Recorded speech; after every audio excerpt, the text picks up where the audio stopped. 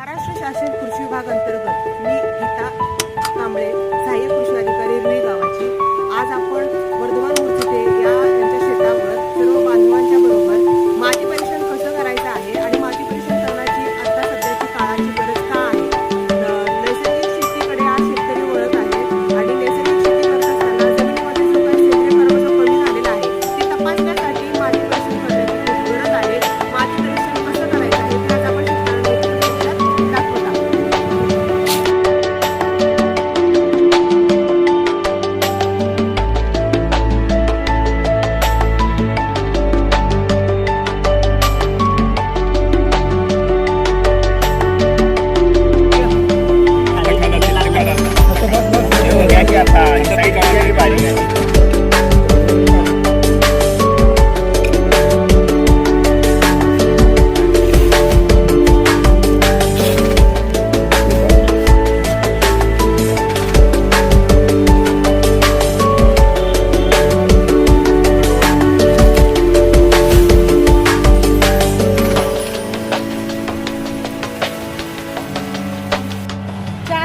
ठिकाणची आपण झिगझॅग पद्धतीने आता माती काढलेली आहे। माती काढल्यानंतर आपण 4 ठिकाणची जी माती आहे ती एकत्र केलेली आहे।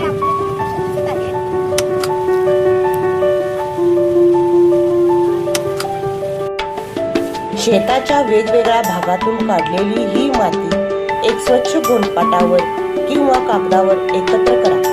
गोळा केलेल्या मातीचे 4 भाग करा आणि समोरासमोरील 2 भाग फेकून द्या। पुन्हा उरलेल्या 2 भागाचे 4 भाग करा। असे करत करत शेवटी 500 ग्रॅम माती नमुना कापडी पिशवीत घालून शेतकऱ्यांच्या मातीसह प्रयोगशाळेत पाठवून द्या।